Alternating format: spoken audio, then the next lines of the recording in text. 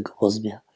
Voilà, chers amis, chers camarades, j'espère que vous allez bien, mieux que moi, sans doute. C'est vrai que la dernière fois où j'ai fait une vidéo avec vous, j'étais un petit peu plus dynamique, puisqu'on était à la corde à sauter.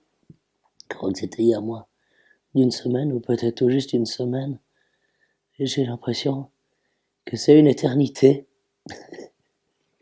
Ce qui s'est passé est tout simple, c'est que j'ai pris le mur de plein fouet dans la tête, et que je suis complètement épuisé. Voilà. Ça devait bien m'arriver. Ça devait bien m'arriver un jour. Donc je reviens, parce qu'il y a ça aussi. Je reviens d'un week-end très, très particulier, et sans doute décisif dans ma vie. Donc malheureusement, je peux pas vous dire grand-chose, pas encore, mais le temps viendra. Je peux pas encore vous en dire grand-chose parce que, par respect de la parole donnée. Voilà.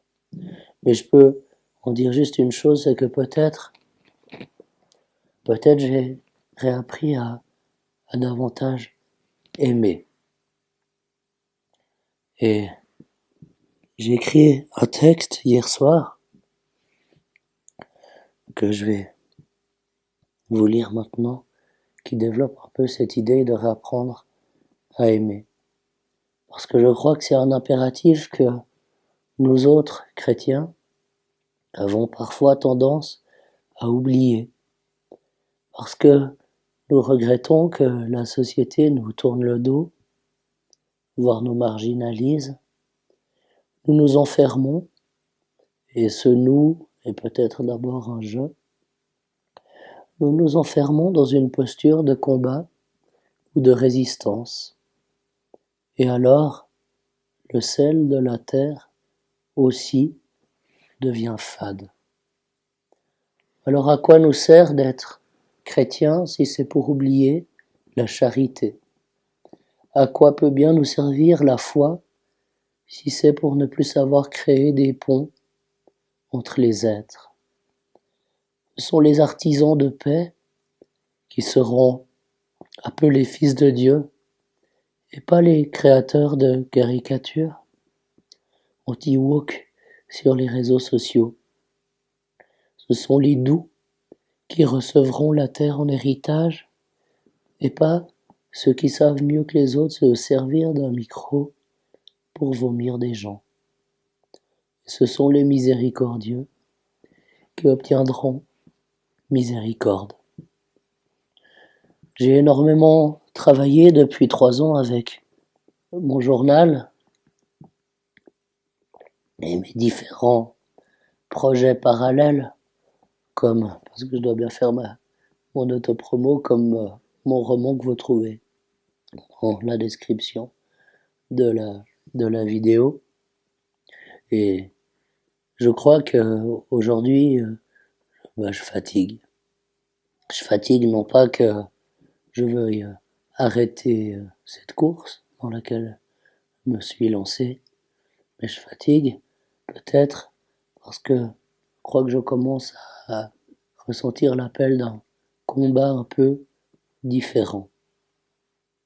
Je crois que mon intelligence est chrétienne, mais je crois qu'elle doit d'abord s'inscrire dans le réel. Et que des croyants fassent la guerre aux cheveux bleus, pour moi, ça n'a plus aucun sens. Et ça en a encore moins si à côté d'eux, il y a des parents qui peuvent pas acheter des lunettes, des nouveaux ou des appareils dentaires pour leurs enfants. Je pense qu'il faut pas se tromper de priorité et qu'il faut combattre le cœur du mal. Le cœur du mal, c'est qu'une société irriguée, résiduellement encore, par la foi chrétienne, le cœur du mal, c'est que cette société n'offre plus les conditions matérielles de la vie bonne. Et c'est ça, aujourd'hui, en tant que chrétien, que j'ai envie, à ma modeste mesure, de permettre, ou peut-être à quoi j'ai envie de participer. Voilà. Ça, c'est le texte, enfin que j'ai lu un peu librement, que j'ai écrit hier soir. Et puis j'étais pas sûr de le mettre en ligne. Je suis toujours pas sûr que je devrais faire cette vidéo, pour tout vous dire. Mais c'est ce que je ressens. Je voudrais vous dire que malgré l'état d'épuisement qui est assez important, je crache du sang. Malgré cet état, je suis dans un bon état d'esprit aussi. Et puis que je crois que c'est dans des moments comme ça, dans une vie, qu'il faut penser à cette parole dans la Bible qui dit que c'est quand je suis faible que je suis fort.